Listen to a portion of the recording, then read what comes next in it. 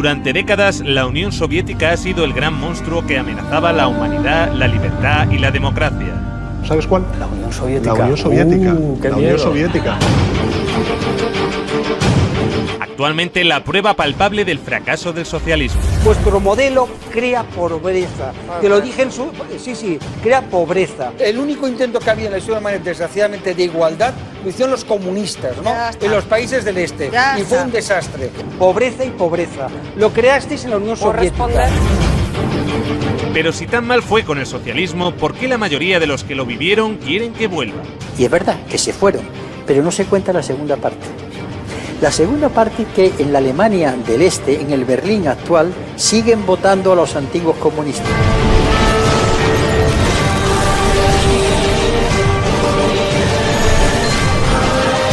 A continuación, vamos a ver lo que no nos han contado sobre la Unión Soviética.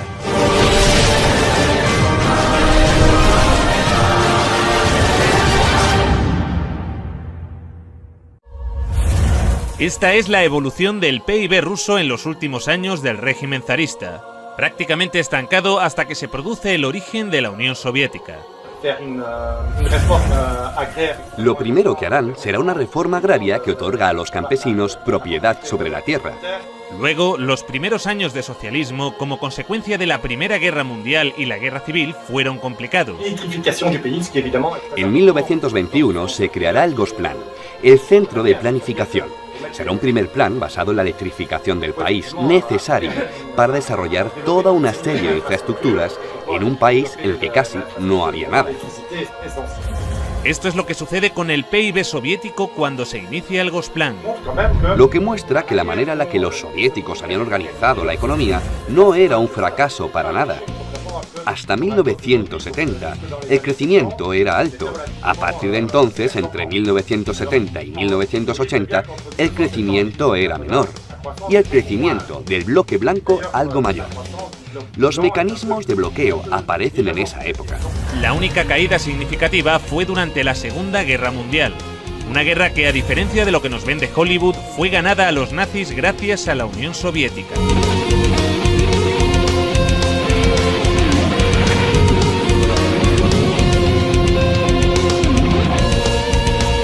Stalingrado fue la primera gran victoria del ejército soviético. El triunfo del Volga es como un faro, el punto de inflexión de la Segunda Guerra Mundial. Solo en Stalingrado murieron más nazis que en todo el frente occidental junto.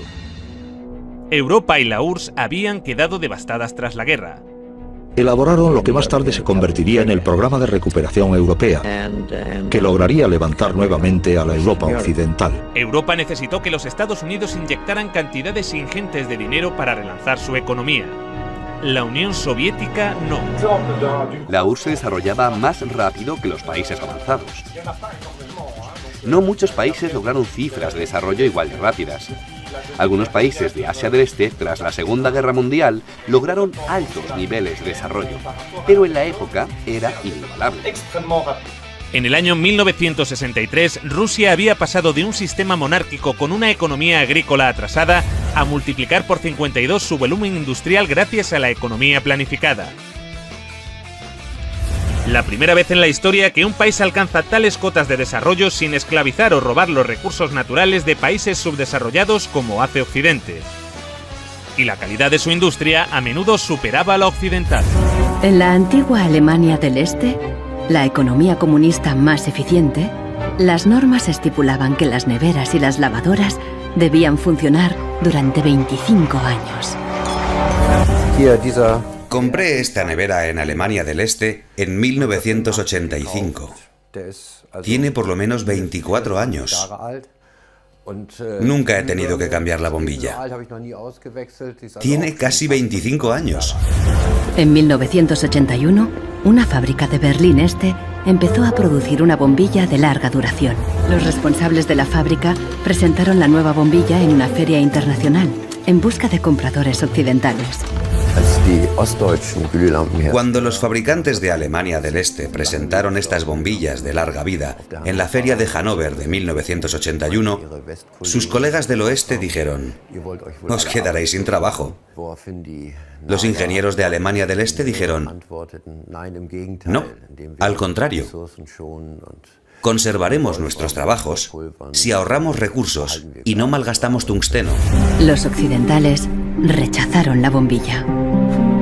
En 1989 cayó el muro de Berlín. La fábrica cerró y la bombilla de larga duración dejó de producirse. El socialismo logró también mejorar de manera notable la calidad de vida de los ciudadanos. La vida de los soviéticos mejora en muchas cosas: la educación, la salud, el trabajo, pero a cambio la gente paga un precio muy alto. Desde Moscú, los dirigentes del Partido Comunista gobiernan con mano de hierro los diferentes pueblos y naciones que forman la Unión Soviética. Junto a los errores y a veces horrores, los rusos comieron por primera vez con los comunistas. Tuvieron educación con los comunistas. Tuvieron sanidad con los comunistas. La esperanza de vida subió de 40 a 70 años en 4 décadas y la mortalidad infantil se redujo en casi un 90%. Entre 1920 y 1921 hay una hambruna terrible. La guerra destruye la agricultura y además la guerra se da en los territorios más fértiles. La economía planificada también logró resolver esto, tanto que el promedio de estatura aumentó, consecuencia de las mejoras en la alimentación tras la Segunda Guerra Mundial. Esta gráfica muestra los niveles de ingesta calórica per cápita en Europa y los Estados Unidos. Aquí abajo, España. Por encima de todos, la Unión Soviética. Crearon también el primer sistema sanitario universal y gratuito del mundo. Los servicios sanitarios actuales de la URSS son el resultado de 40 años de evolución, experiencias e investigaciones.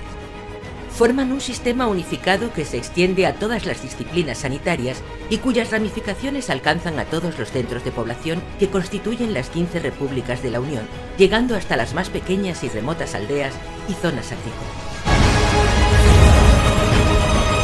En el año 1980, la URSS tenía más médicos y camas de hospital que los Estados Unidos de América.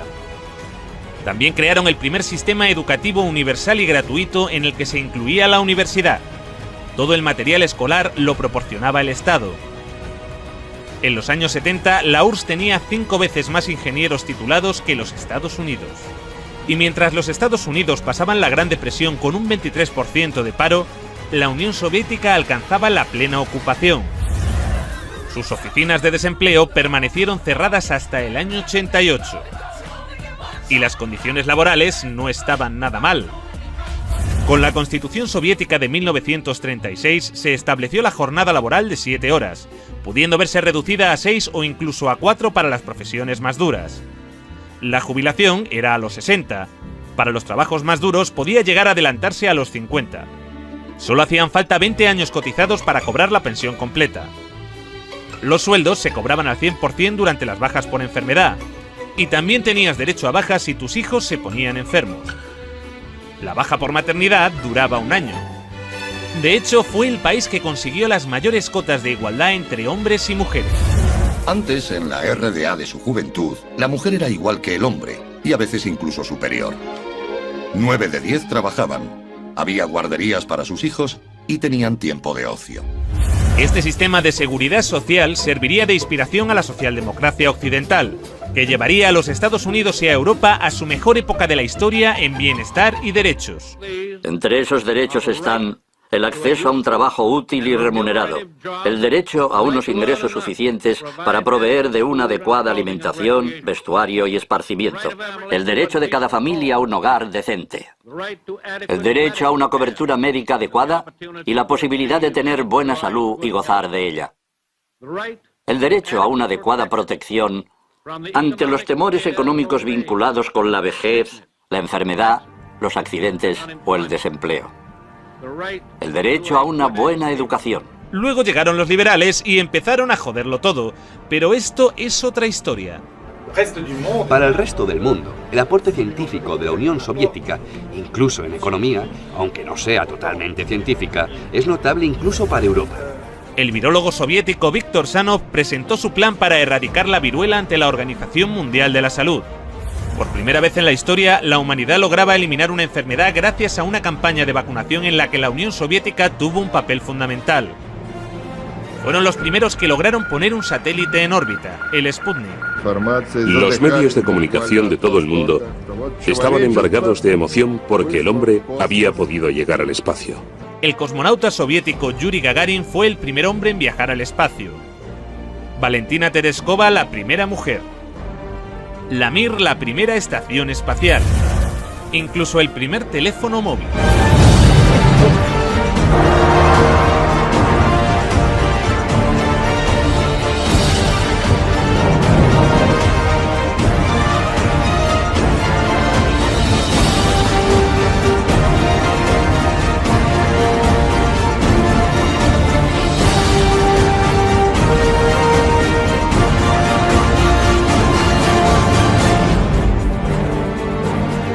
El acceso a los coches era difícil, pero el transporte público era gratuito y amplio. La red ferroviaria llegó a ser de las más grandes y desarrolladas del mundo. Nos enfrentamos al recorrido ferroviario más largo del mundo, el Transiberiano. Una sociedad que había logrado garantizar a todos los ciudadanos los bienes de primera necesidad. La vivienda, el agua, la luz o la calefacción no suponían más de un 30% del salario de un trabajador. Y si no podías permitirte una vivienda, el Estado te la regalaba. En la década de los 60 surgieron bloques de apartamentos en todas las ciudades soviéticas. Claro que estábamos contentos. Esperábamos esos apartamentos como el que espera a que el pastel salga del horno. Estábamos hartos de vivir con otras familias. Cuando nos mudamos nos pareció un paraíso. Vivimos aquí desde entonces y está muy bien. En Occidente, el socialismo causaba un enorme rechazo, entre otras cosas porque al no emitir casi deuda externa, los acreedores del FMI perdían una gran oportunidad de beneficiarse de la riqueza soviética. Sin embargo, mientras Reagan intentaba vender que el socialismo era un desastre, sus propios servicios de inteligencia le llevaban la contraria.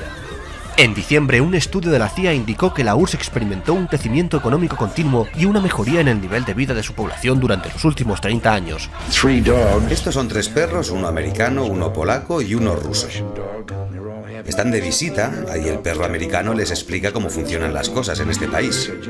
Y les dice, si ladráis lo suficiente, alguien vendrá y os dará algo de carne. Y el perro polaco pregunta, ¿qué es la carne? El perro ruso pregunta, ¿qué es ladrar? La habilidad de la economía soviética para mantener su viabilidad ante la ausencia de importaciones es mucho mayor que la de la mayoría y posiblemente todas de las economías de otros países industrializados, asegura la CIA en su informe. Pero la aventura socialista llegaría a su fin.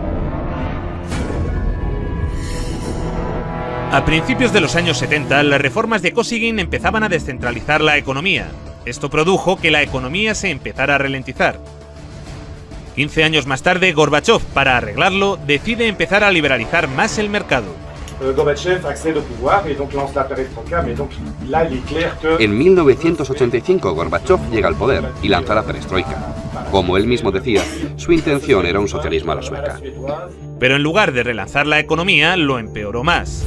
En el año 89, el PIB de la URSS caía por primera vez en décadas.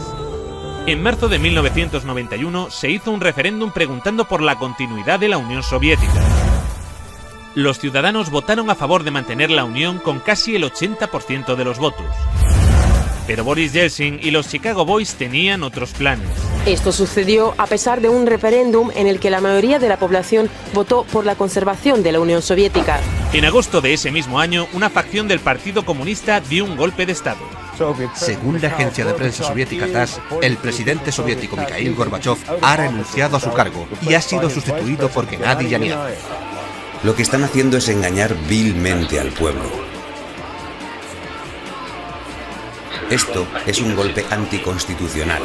El golpe fracasó, pero debilitó lo suficiente al gobierno para iniciar el desmantelamiento de la Unión Soviética encabezado por Boris Yeltsin. Estábamos defendiendo una Rusia libre, y el símbolo de esa Rusia libre era Yeltsin. Un proceso que ya parecía irreversible desde hacía 2 años cuando se produjo la emblemática caída del muro de Berlín. Algo que hoy se recuerda como un gran logro de la humanidad.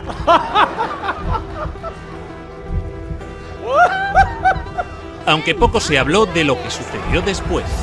El libre mercado llegó a Rusia y con él el caos. Se vendieron empresas estatales a precio de saldo. Gracias a la terapia de shock de Yeltsin, en 1992 los rusos consumían un 40% menos que en 1991. Un tercio de la población había caído en la pobreza y la gente tardaba meses en cobrar su sueldo. Con las medidas liberales llevadas a cabo por Boris Yeltsin, el PIB de Rusia experimentó una caída en picado durante los 8 años siguientes. La corrupción era generalizada y el crimen organizado se disparó. Moscú se convirtió en el nuevo salvaje oeste. Eso sí, han construido unos rascacielos de puta madre en Moscú. Se pusieron a la venta más industrias estatales, y así nació una nueva clase de empresarios multimillonarios con influencia política, los oligarcas. En 1998, el 80% de las granjas rusas estaba en quiebra, y 70.000 fábricas estatales habían cerrado. Crea pobreza, pobreza y pobreza. En 8 años, el número de pobres había aumentado en 72 millones, mientras Moscú pasaba a ser la ciudad del mundo con más multimillonarios. La pobreza se disparó también en los países miembros y satélites de la URSS. La antigua RDA fue una de las regiones que salió mejor paradas, pero también experimentó algunos retrocesos, especialmente en los derechos de las mujeres. Mujeres de la RFA piden que se apliquen las leyes que protegen a las mujeres en la RDA. Una época cómoda que termina con la caída del muro en noviembre de 1989. Sí que hay un Día Internacional de la Mujer, pero ya no se celebra de la misma manera. A las mujeres ya no se las homenajea como antes. Un retroceso que en ocasiones llegó a tener consecuencias trágicas. Miles de mujeres de la ex RDA se hacen esterilizar por temor a perder el empleo. Las regiones que están más al sureste de Europa o las próximas al Cáucaso pasaron a convertirse en países cuasi tercermundistas. La desintegración de la Unión Soviética ocasionó el colapso de la seguridad social de la que gozaban antes las personas mayores. Numerosos ancianos viven hoy en la pobreza. La venta de riñones por dinero fue la única opción que la mayoría de ellos tenía para poder mantener a sus familias. Es difícil conseguir un empleo en las regiones de Moldavia. He escuchado que un riñón vale $95.000, o cerca de 100.000. Nos engañaron. Sé que no debí viajar a Turquía, pero necesitaba el dinero. Ahora ese dinero ha arruinado mi salud. Desde entonces, los latentes conflictos interétnicos que persistían en varias repúblicas de la URSS se intensificaron y desataron choques armados. Según diferentes datos, estos enfrentamientos se cobraron las vidas de decenas de miles de personas. Millones tuvieron que refugiarse. En Rumanía, ahora es habitual ver a niños viviendo en la indigencia en las calles de Bucarest. Y aunque los acreedores occidentales del FMI se beneficiaron enormemente de que en países como este se disparase la deuda externa, el grueso de la ciudadanía en Europa tampoco fue a mejor. En Europa hay 123 millones de pobres, pero los milmillonarios han continuado creciendo. Por alguna razón, desde la caída del muro de Berlín, en Europa no hemos parado de perder derechos y calidad de vida. Esa gran amenaza, que se llamaba el comunismo y que estaba allí, obligó a los conservadores de aquí a tomar una serie de medidas. Dijeron, o les damos escuela y les damos sanidad y algo más, o aquellos del otro lado nos van a comer el turrón. Cuando cayó el telón de acero, esta amenaza desapareció. Y dijeron, bueno, ya no tenemos por qué darles nada, porque no existe la amenaza. Pero como la URSS y Yugoslavia no existen ya... Mientras, los que vivieron el socialismo en primera persona a menudo lo añoran. Cuando se cambió aquello y se encontraron que tenía que pagar la calefacción, la electricidad, etcétera, etcétera. Una encuesta publicada en 2014 revela que el 60% de los rusos quieren que vuelva la Unión Soviética. Y es verdad que se fueron, porque tenían enfrente un escaparate, pero no se cuenta la segunda parte. La segunda parte, que en la Alemania del Este, en el Berlín actual, siguen votando a los antiguos comunistas. En las elecciones federales de Alemania, el nuevo Partido Socialista Unificado de la antigua RDA gana en los distritos de Berlín que pertenecían a la zona soviética.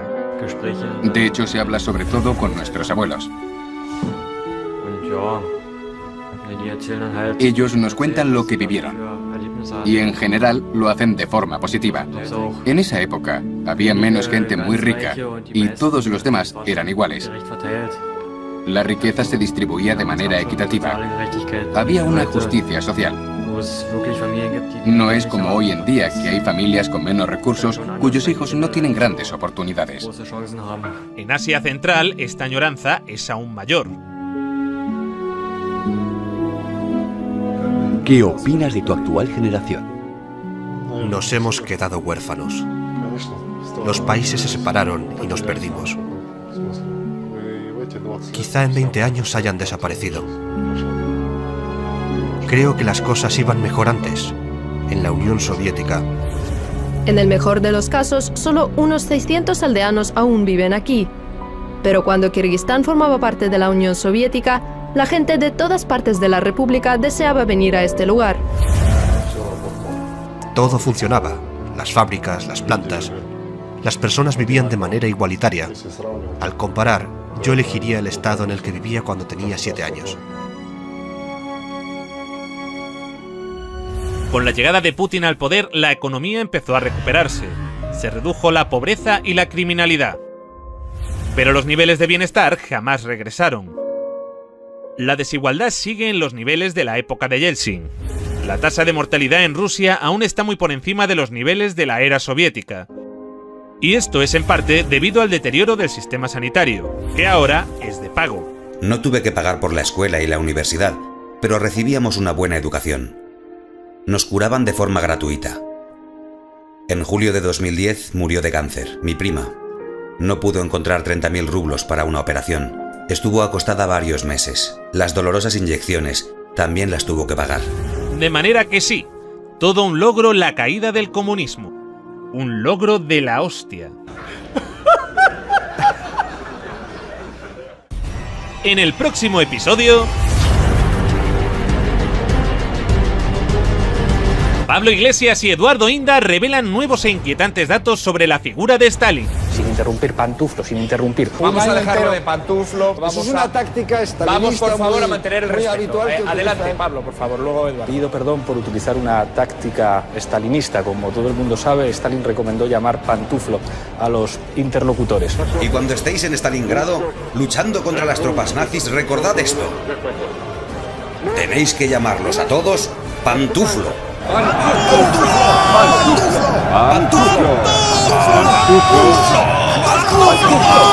¿Cambiará esto la opinión que tienen los ciudadanos de Stalin? Yo creo que a Stalin más le hubiera valido invadir Ciudad Rodrigo. Ciudad Rodrigo. Ciudad Rodrigo. Ciudad Rodrigo. Ciudad Rodrigo. ¿Y qué pasa con Ciudad Rodrigo? Si me la chupas te lo digo. Crea pobreza, pobreza y pobreza. No hay que olvidar que según el país que promueve golpes de Estado en América Latina y que financia y arma a yihadistas en Oriente Próximo, la URSS no era una democracia. Así que suscríbete.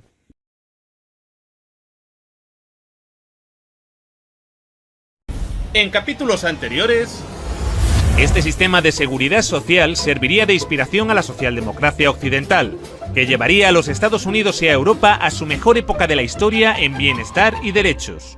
Entre esos derechos están el derecho de cada familia a un hogar decente, el derecho a una cobertura médica adecuada, el derecho a una adecuada protección ante los temores económicos vinculados con la vejez, la enfermedad, los accidentes o el desempleo, el derecho a una buena educación. Luego llegaron los liberales y empezaron a joderlo todo, pero esto es otra historia. Ahora vamos a contar esa historia. Lo único que no privatizaría son las Fuerzas Armadas, los tribunales y algunas carreteras y autopistas. Esas políticas se impusieron bajo dictaduras. Los primeros laboratorios del neoliberalismo no tenían nada que ver con la democracia.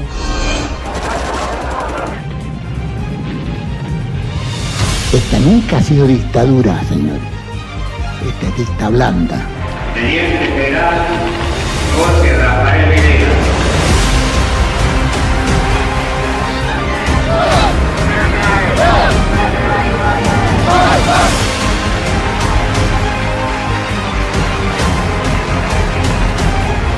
Mi preferencia personal se inclina a una dictadura liberal y no a un gobierno democrático donde todo liberalismo esté ausente. Sí, él preferiría que los pobres sean más pobres con tal de que los ricos seamos menos ricos. Que el avance de la libertad y la democracia relegue al marxismo-leninismo al basurero de la historia. Hay algunos que esto no lo acaban de entender. España va bien. Muy pronto. Y esta vez no es una coña.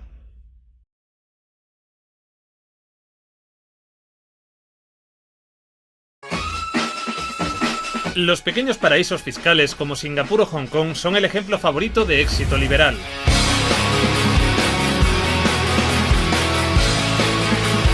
Estos países tienen un gasto público mínimo, bajos impuestos y escasa intervención estatal.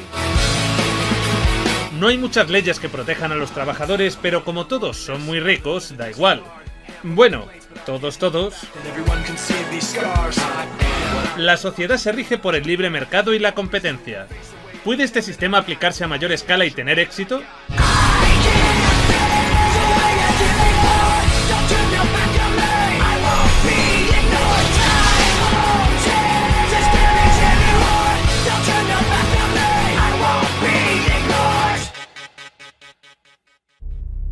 Para encontrar algo parecido al modelo liberal a gran escala, debemos remontarnos a hace más de un siglo en el tiempo. Porque el liberalismo no es nada nuevo, en realidad... Eso es muy antiguo. En el siglo XIX, la fiscalidad y el gasto público en las economías más importantes eran mínimos. En un momento en el que pocos países estaban industrializados y la competencia era baja, imperaban los principios del libre mercado. Fue la introducción de más países a este libre mercado lo que finalmente hizo colapsar el sistema. En 1873 se produjo el primer crack bursátil de la historia y con él la primera gran crisis económica de alcance mundial. Esto dio paso a una política económica más regulada, el proteccionismo. Los estados fomentaban la producción y consumo interno estableciendo aranceles aduaneros y limitando las importaciones. Aunque había más intervención estatal, no había apenas regulación laboral. Sigue siendo la Belle Époque de principios de siglo. Pero no para todos. Los obreros trabajan el doble de horas que hoy en día, pero cobrando la mitad. Las mujeres apenas ganan el 50% de ese salario. La explotación de las colonias mantenía la estabilidad en las grandes potencias económicas, hasta que el enfrentamiento por estas colonias deriva en la Primera Guerra Mundial.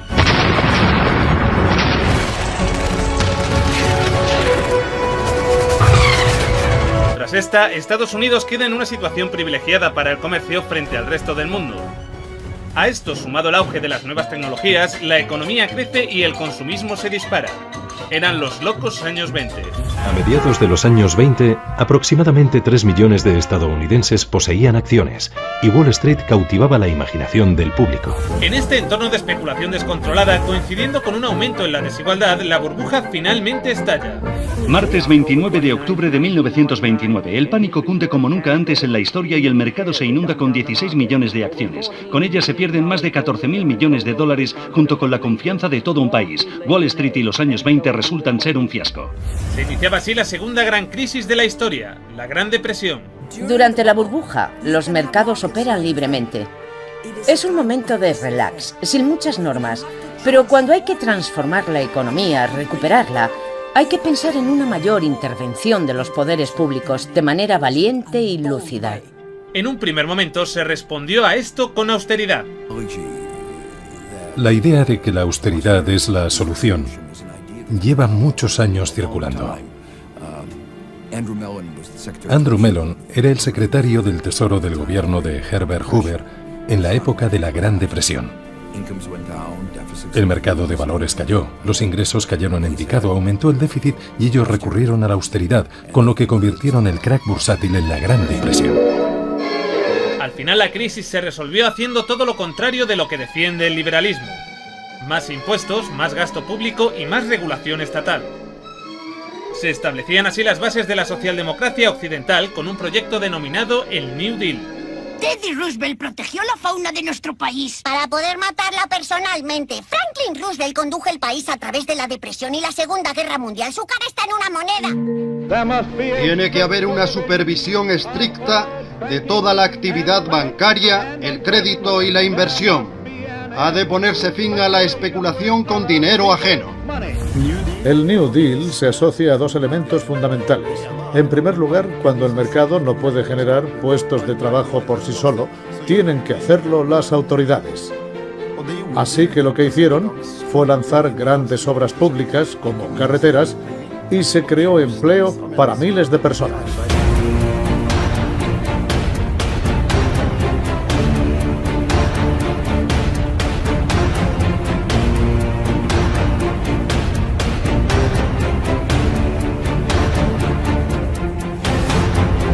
Construimos presas, puentes, autopistas, escuelas, hospitales. Incluso enviamos a un hombre a la luna. Este modelo, promovido por el economista John Maynard Keynes, se trasladó también a Europa tras la Segunda Guerra Mundial con el impulso del Plan Marshall. Todo Occidente construyó entonces lo que se dio a conocer como el estado de bienestar. En Norteamérica nació la seguridad social. Hubo una gran inversión pública. Se usaron todo tipo de fondos públicos para las artes, la vivienda. La jornada laboral se redujo de 10 a 8 horas.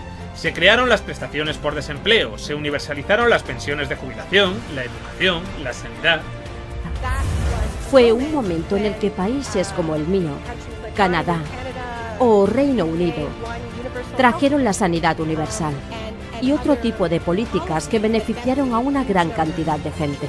Todo esto al tiempo que se potenciaba el crecimiento económico desde el sector público. Es frecuente que el sector público intervenga para contribuir a crear la infraestructura necesaria en las revoluciones tecnológicas. Pensemos en el ferrocarril, Internet o las carreteras. No basta con crearlas solo en una parte del territorio, tienen que cubrirlo todo. Cada revolución tecnológica lleva asociada una infraestructura que permite utilizar todos los productos derivados de esa revolución. Los países occidentales se habían convertido en referente de prosperidad y bienestar. Sin embargo, desde la Escuela de Chicago, Milton Friedman, uno de los principales promotores de la ideología liberal, se oponía a este sistema. Hace tiempo que me opongo al control de salarios y precios. Creo que implica la injerencia del gobierno en la libertad individual y me parece intolerable. Milton Friedman desde esta universidad libró una guerra contra el New Deal. Friedman era miembro de un grupo llamado Sociedad Mont Pelerin, dirigida por el economista Friedrich von Hayek. Creían que si el gobierno dejaba de prestar servicios y de regular los mercados, los problemas de la economía se resolverían solos. Lo único que no privatizaría son las fuerzas armadas, los tribunales y algunas carreteras y autopistas. Mientras Europa prosperaba con el modelo de Keynes, la Escuela de Chicago empezó a realizar experimentos liberales en América Latina. El primero de ellos tras un golpe de Estado patrocinado por los Estados Unidos contra el gobierno electo de Salvador Allende. Las políticas neoliberales de privatización, la desregularización y los recortes en gasto social, a menudo acompañadas por un aumento del gasto militar. Esas políticas se impusieron bajo dictaduras. Los primeros laboratorios del neoliberalismo no tenían nada que ver con la democracia. Profesores como Friedrich von Hayek y Milton Friedman buscan un laboratorio en el que experimentar el libre mercado y la intervención estatal mínima. Pero como ningún gobierno democrático aceptó implementar sus ideas, recurrieron a Chile con la dictadura de Pinochet, y de allí a la Turquía del general Evren. Chile fue el primer gran experimento neoliberal de la Escuela de Chicago, y el primer gran fracaso. Pinochet impuso las medidas recomendadas por los Chicago Boys, suprimió el control de precios, privatizó empresas estatales, eliminó aranceles de importación y redujo el gasto público. Se trataba del primer caso en que un avance hacia el comunismo daba paso a un avance hacia el libre mercado. No dio resultado. Al cabo de un año había una inflación del 375% anual, la más alta del mundo. Durante toda la época de Pinochet, la economía de Chile creció por debajo de la media de América Latina. Esta nunca ha sido dictadura, señores. Esta es dicta blanda. La tasa de desempleo batió récords llegando a alcanzar el 35%. A finales de su mandato, la pobreza se había duplicado superando el 40%. Pronto quedó claro que la política económica de Friedman favorecería a los ricos a costa de los pobres. Se calculaba que una familia que intentara subsistir con el salario mínimo tendría que gastar el 74% de sus ingresos en pan. Viajar en autobús o beber leche se había convertido en un lujo. Otro de los grandes experimentos de la Escuela de Chicago fue Argentina. Yo, teniente general Jorge Rafael Videla. Tras un golpe de Estado contra el gobierno de Isabel Perón, se establece una dictadura militar y con ella se impone la economía liberal. Se eliminan las retenciones a la exportación de productos agropecuarios. Se libera el mercado cambiario y financiero. Una de las principales decisiones es eliminar los controles de precios.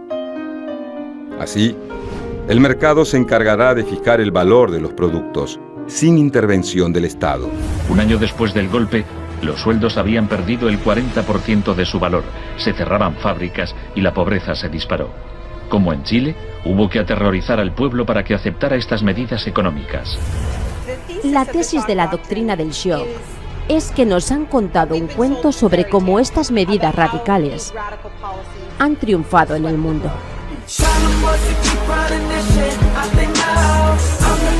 Las dictaduras militares se extendían por todo el cono sur en la década de los 70. Argentina y Chile no eran los únicos países influenciados por la Escuela de Chicago. Los seguidores de Friedman ocupaban cargos clave en Brasil y asesoraban el gobierno de Uruguay. Y la Operación Cóndor, promovida por Estados Unidos, se encargaría de reprimir cualquier movimiento de izquierdas que se opusiera a los regímenes. Por fin soy de un movimiento de gente normal que quiere recuperar el poder para la gente. Oye, el Tea Party no es el movimiento ciudadano que crees. De hecho, está financiado por grandes empresas que os utilizan para eliminar leyes y pisotear a todo el mundo. No sería hasta principios de los años 80 cuando una versión más moderada del neoliberalismo llegaría a Occidente de la mano de Margaret Thatcher en Gran Bretaña y de Ronald Reagan en los Estados Unidos. El programa con que Margaret Thatcher llegó al poder se basaba en 4 puntos: recortar el gasto público, bajar los impuestos, reducir el número de empresas estatales o paraestatales, desregular la industria e introducir una política monetaria moderada y estable para combatir la inflación. Ambos, afines a las tesis de Friedman, comprendían que no les sería posible destruir por completo el estado de bienestar, así que aplicaron las políticas neoliberales en la medida que pudieron. Friedrich von Hayek instó a Thatcher a adoptar las políticas de shock económico de Pinochet. Ella replicó: en Gran Bretaña, con sus instituciones democráticas y su necesidad de un alto grado de consenso interno, algunas medidas tomadas en Chile son del todo inaceptables. Friedrich Hayek, asesor de Thatcher, fue una de las principales figuras de la escuela austríaca, otra de las grandes promotoras del liberalismo en Europa. Tras su visita al Chile de Pinochet, dijo esto: mi preferencia personal se inclina a una dictadura liberal y no a un gobierno democrático donde todo liberalismo esté ausente. Para agradecer en pequeña proporción el cariño que tú nos has demostrado con la ayuda que nos has prestado. Soy consciente de lo mucho que le debemos por su ayuda durante la campaña de las Malvinas, por el principio de una nueva era en Chile, fundada en una auténtica democracia. Las políticas neoliberales en Inglaterra también supusieron un gran impacto económico y social. Durante sus primeros 3 años en el poder, el paro se duplicó en ciertos sectores, lo que provocó oleadas de huelgas. La tasa de paro alcanzó su nivel más alto desde la Gran Depresión. Se disparó el precio de la vivienda y el aparente éxito económico terminó en otro crack bursátil seguido de 3 años de recesión. A quienes esperan ansiosos que yo haga caso del eslogan favorito de los medios, ¿dar vuelta atrás? Solo puedo decirles una cosa: dad vuelta atrás vosotros si queréis. La dama no es partidaria de ello.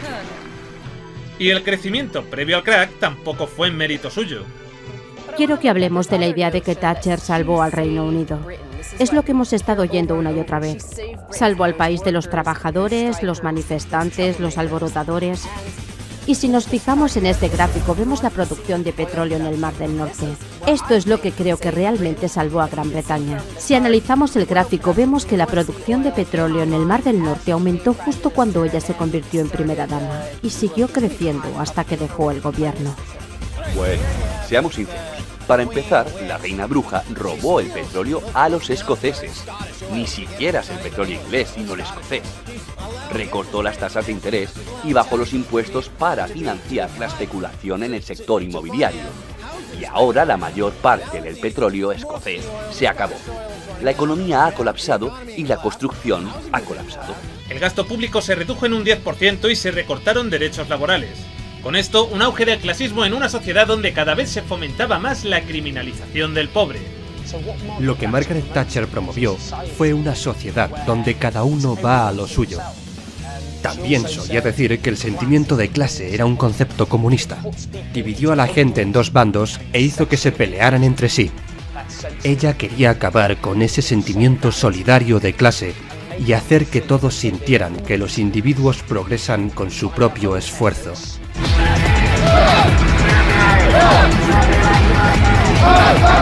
Incluso cuando el paro creció masivamente en Gran Bretaña, en lugar de culpar al gobierno por sus políticas económicas, culparon al desempleado. Y lo mismo pasa con la pobreza. Tú eres el culpable. Si trabajases duro, dejarías de ser pobre. ¿Les suena esto de algo? Otra cosa es que se haya decidido, no sé por qué, que dormir en la calle está permitido. Que hay una serie de personas formando parte de organizaciones que no sé si llamar mafias, pero que están organizadas para no solamente sobrevivir, sino tener un muy buen vivir. ¡Jo, tú, cómo vivís los pordioseros!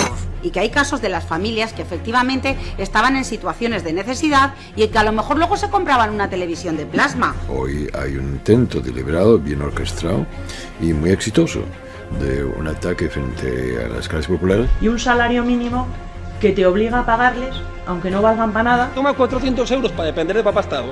Toma un poquito de subvención, pero no te quejes, que es que papá Estado te va a mantener toda la vida. Pues no, señor. Nuevas generaciones somos gente emprendedora. Es un intento de divide y vencerás, de culpar a la gente, a tu vecino, de tus problemas. Tú trabajas duro, pagas tus impuestos, pero ese parado, que vive al otro lado de la carretera, está viviendo de lujo con los impuestos que tú pagas. No tienes que enfadarte con tu jefe porque te paga un salario bajo, ni con el gobierno por recortarte servicios. Debes enfadarte con el desempleado. Y este divide y vencerás es muy efectivo en todo el mundo occidental y lleva a la gente a votar en contra de sus propios intereses económicos. El modelo keynesiano también empezó a desmantelarse en los Estados Unidos con las políticas de Ronald Reagan. Millones de personas se quedaron sin trabajo. El resto tuvo que trabajar 2 veces más. Pero los salarios permanecieron congelados. En lugar de pagarnos sueldos decentes, nos animaron a pedir préstamos hasta que el endeudamiento familiar casi llegó al 100% del PIB. Se disparó el número de personas en quiebra. Nos pareció necesario encarcelar a millones de ciudadanos. Se disparó la venta de antidepresivos. La avaricia de los seguros médicos hizo subir de manera vertiginosa el coste de la asistencia sanitaria. Todo esto fue una gran noticia para la bolsa y para los altos ejecutivos estadounidenses. Seguro que algo de esto también les suena. En España se produce un fenómeno semejante con las políticas llevadas a cabo por José María Aznar. Un candidato que decía ser de centro, pero que cuando llegó al poder optó por una política radical a la altura de Thatcher. Thatcher vendió la industria del acero, el agua, la electricidad, el gas, el teléfono, aerolíneas, el petróleo. Telefónica, Repsol, BBVA, Inditex, el Santander, Endesa. Los gobiernos de Aznar hicieron algo que nadie ha hecho en Europa, que es privatizar por completo sus grandes empresas públicas. Yo siempre pongo un ejemplo, Alemania, Angela Merkel. El 15% de Deutsche Telekom es del gobierno alemán, es del Estado alemán. Todos los gobiernos de nuestro entorno han mantenido, no mayorías, pero sí porcentajes relevantes, que en una gran empresa tener un 12, tener un 15 o tener un 20 te da un enorme control sobre la estrategia y las decisiones de esa empresa. Un sistema de empresa privada no significa un sistema de empresa libre. Significa que lo controla alguien al que la gente no ha elegido. Así que la idea es un picnic de buitres. Se está transfiriendo riqueza del sector público, de las manos del gobierno, que la ha recaudado de la gente de a pie en forma de impuestos, a manos de las empresas y los individuos más ricos del mundo. No hace falta decir que son los mismos individuos y empresas responsables de la crisis. Para decidir cuánto subirá la factura de la luz, he reunido a un grupo de distinguidos economistas y les he pegado en la espalda los posibles índices de aumento. Ahora usaremos los principios del libre mercado para alcanzar una cifra. Suelte a los perros.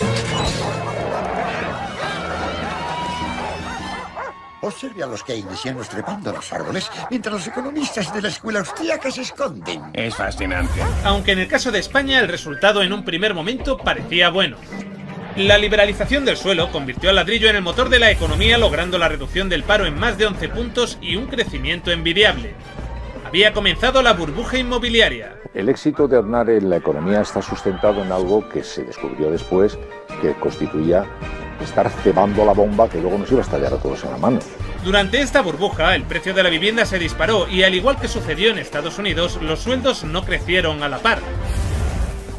La deuda de las familias y empresas llegó a superar el 200% del PIB en 2009. Toda la riqueza de la que disfrutaban los españoles había sido en realidad una ilusión. Tras la Segunda Guerra Mundial y la Depresión, hubo un periodo de varias décadas en el que se aprobaron normas muy estrictas y funcionaron bien. Impidieron que se crearan burbujas grandes. Uno de los mecanismos de contención del modelo de Keynes fue la política fiscal que gravaba fuertemente las rentas más altas. En su día, en los Estados Unidos, el IRPF llegó a estar al 90% y se mantuvo alto durante décadas. Durante esos años, mucha gente se enriqueció y el tope impositivo era del 90%. ¿El 90%? Sí. Esta política fiscal evitaría grandes acumulaciones de capital, haciendo que el dinero se mantuviera en circulación y logrando una sociedad más igualitaria. Y aún iré más allá. Prometo bajar los impuestos a los ricos y usar a los pobres como fuente barata de dientes para fondos de acuario. ¡Sí! ¡Así aprenderán los pobres! ¿Por qué apoyas eso, Fry? ¿Tú no eres rico? Cierto, pero puede que algún día lo sea, así que la gente como yo que vaya teniendo cuidado. Reagan fue el primero que empezó a romper esta progresividad fiscal bajando los impuestos a los ricos. A los más ricos les redujeron un 50% el tipo del IRPF. La desigualdad se empezó a disparar. Voy a describirles un plan y una esperanza a largo plazo. Que el avance de la libertad y la democracia relegue al marxismo-leninismo al basurero de la historia, tal como ha hecho con otras tiranías que coartan la libertad e impiden que la gente se exprese. El mismo fenómeno sucedió en Inglaterra con Thatcher. La brecha entre el 10% más rico y el 10% más pobre en este país ha crecido sustancialmente al final de su capítulo en la política británica. ¿Cómo puede justificar el hecho de que muchas personas en un distrito electoral como el mío son relativamente mucho más pobres, hay más sin techo y están mucho peor abastecidos que en 1979? La gente de todos los estratos sociales está mejor de lo que estaba en 1979. Lo que está diciendo este honorabilísimo caballero es que preferiría que los pobres fueran más pobres con tal de que los ricos sean menos ricos. De ese modo nunca podrán tener acceso a unas prestaciones sociales mejores como las que nosotros tenemos. Al final de su mandato, la pobreza relativa había aumentado en 10 puntos. La mortalidad en la mayoría de sectores populares creció durante su mandato, incluyendo las tasas de suicidio, homicidio y alcoholismo, apareciendo de nuevo un problema que había desaparecido: el hambre. Sí, él preferiría que los pobres sean más pobres con tal de que los ricos seamos menos ricos. Y hoy España, el país de la OCDE donde más crece la desigualdad. Las empresas del IBEX ganan un 37% más y reducen el sueldo medio de sus empleados un 1,5%. Antes de Aznar, Felipe González ya había atacado la progresividad fiscal bajando los impuestos a las rentas más altas. Un presidente que decía ser socialista. En España hay mucha riqueza. El problema es que cada vez se ha ido concentrando en menos manos y en las rentas más altas. Todos los que se beneficiaron de los procesos de privatización de los años 90 hicieron enormes fortunas, se generaron enormes excedentes. ¿Sabes cuál es el problema? Que no se invirtieron aquí, se invirtieron en abrir mercados fuera. Durante unos 30 años no se produjeron crisis financieras, pero luego, bajo la influencia del fundamentalismo del mercado y de la idea de que los mercados funcionaban solos, una ideología que aplicaron Thatcher, Reagan y demás, estas normas se eliminaron. El segundo elemento del New Deal es la introducción de una distinción muy clara entre los bancos comerciales y los bancos de inversión. Ese es el objeto de la ley Glass-Steagall. Las regulaciones se empezaron a eliminar con los gobiernos de Thatcher y Reagan en los años 80. Lo llamaron el Big Bang. En 1986 se desregularon los servicios financieros y la banca. El argumento era: no hay crisis, así que ¿para qué necesitamos las normas? Pero precisamente las normas eran lo que impedía que hubiera crisis, y cuando se empezaron a eliminar esas medidas, empezamos a sufrir una serie de crisis. Desde 1980 se han producido más de un centenar en todo el mundo. Básicamente, nosotros creemos que el capitalismo es un sistema que funciona estupendamente bien cuando se le deja funcionar. Tras la desregulación del Big Bang, en los 80, se han producido varios shocks económicos. En 1987 hubo un lunes negro. Los mercados se desplomaron de forma espectacular. Fue el mayor derrumbe porcentual ocurrido en un mismo día en la historia de la bolsa. En 1992 hubo un miércoles negro cuando los especuladores de divisas hicieron fortunas apostando contra la libra. En 1997 estalló la crisis asiática. En un año, 600.000 millones de dólares se perdieron en las bolsas de Asia. En el año 99 se deroga la ley Glass-Steagall. Y en el 2000, George Bush aprueba la ley de modernización de futuros para impedir la regulación de derivados financieros. Es entonces cuando los bancos empezaron a conceder préstamos hipotecarios de alto riesgo a lo loco. Y no solo los bancos estadounidenses, también en España. Y finalmente, en septiembre de 2008, los mercados financieros implosionaron. Al igual que había sucedido en el pasado, con la llegada de los picos de desigualdad se produjo la llegada de una gigantesca crisis mundial. El mercado no está funcionando correctamente. Ha habido una pérdida generalizada de confianza. Un desastre. El sistema financiero se resquebraja. Ha crecido muy bien en los últimos 4 años y ahora está en un periodo de desaceleración. Esta crisis está claramente considerada por casi todo el mundo un resultado directo de esta ideología concreta, de la desregularización y la privatización. El poder público tiene que intervenir y la gente tiene que enfadarse mucho. Como se hizo en los años dorados posteriores a la Segunda Guerra Mundial, se puede limitar la circulación de capitales. Hoy día aún no parece que haya ningún movimiento destinado a reconducir la situación como sucedió en los años 30 y finales de los 40. De momento el único intento ha venido de uno de los países europeos más castigados por la crisis, Grecia. No estoy exagerando cuando afirmo que mi país en los últimos años se ha convertido en un laboratorio para el experimento de la austeridad. Pero la experiencia ha fracasado. Pero la Troika fulminó esta vía de inmediato. Empezó sin democracia. Empezó con la dictadura, impuesta con la fuerza bruta, con la tortura y el miedo. Cuando empezó la era democrática en la década de los 80, hizo falta otro mecanismo para mantener a los países a raya. Y ese mecanismo fue la deuda. Tsipras finalmente asumió los dictados de la Troika, recortó en pensiones y privatizó los sectores estratégicos más rentables. Más allá de mantenerse al día con los pagos de la deuda, la situación en Grecia sigue sin mejorar. Nadie privatiza o desregula a no ser que haya un martillo sobre la cabeza, como ahora en Grecia, y en España o en Italia, donde hay una tremenda presión sobre el gobierno, debido a una situación financiera desesperada. El trato que la élite financiera da hoy a Grecia no es muy distinto al que se le dio en su día a Alemania tras la Primera Guerra Mundial. Con este nuevo Tratado de Versalles, que para la gente lo sepa es el tratado que precedió al nacimiento del nazismo, porque impuso a Alemania unas condiciones imposibles de cumplir que la abocaron a la miseria. Ese auge del nazismo se está dando hoy en Grecia y en otros países de Europa. Sin embargo, antaño existió también una fuerza antagónica que fue determinante para reconducir la historia: el comunismo. ¡Comunistas! Vamos a daros la peor paliza que hayáis recibido jamás. La Unión Soviética no solo venció a los nazis, también creó el primer estado de bienestar, obligando a las oligarquías occidentales a adoptar una política más justa. Fue un momento de rápida transformación. De hecho, la sociedad se movió tanto a la izquierda que el New Deal fue un compromiso del capitalismo para salvarse a sí mismo de un cambio revolucionario. Lo que nos muestra la historia es que las épocas doradas llegaron siempre después de épocas de enorme decadencia. Una decadencia a la que aún no hemos llegado. Creo que estamos en una encrucijada, un punto muy importante, en que puede generarse una época dorada de la sostenibilidad y el desarrollo global. Pero hay que trabajar para ello, y quizá tiene que empeorar todo mucho antes de mejorar.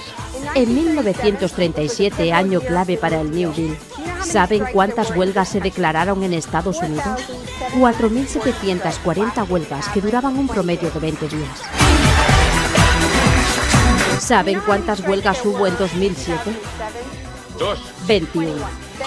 Si queremos políticas contra la crisis que hagan de este mundo un sitio más sano, justo y pacífico, tendremos que salir ahí fuera y obligarlos. Gracias.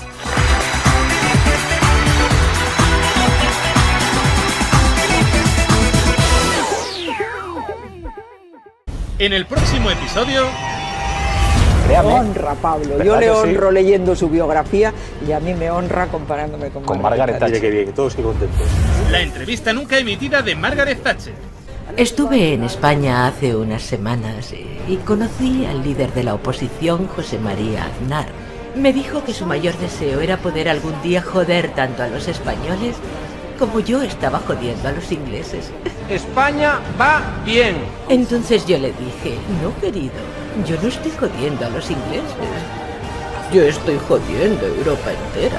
Mientras, la amenaza neoconservadora aterra a los estadounidenses. Donald Trump ha presentado hoy el programa económico. Contempla una de las mayores reformas fiscales desde la presidencia de Ronald Reagan. Bueno, es cierto que me inspiré en Reagan para algunas cosas, pero la que os quiere clavar el Tratado de Libre Comercio es Hillary. Solo tenemos un precedente, que es el tratado que firmó Estados Unidos con Canadá y México, y vimos cómo la entrada del maíz americano supuso la pérdida de 1,5 millones de empleos. Y como los medios me han presentado a mí como un pirado, seguro que al final Hillary gana y se la clava a los europeos, como Reagan se la clavó a los mexicanos. Algo de lo que seguro que los españoles no tienen ni idea. Porque, claro, no pasó en Venezuela. Eso es muy antiguo. Después de hundir a varios países con sus políticas, Friedman creó una cosa llamada Índice de Libertad Económica. Hoy ese índice es a los liberales lo que la Biblia a los cristianos.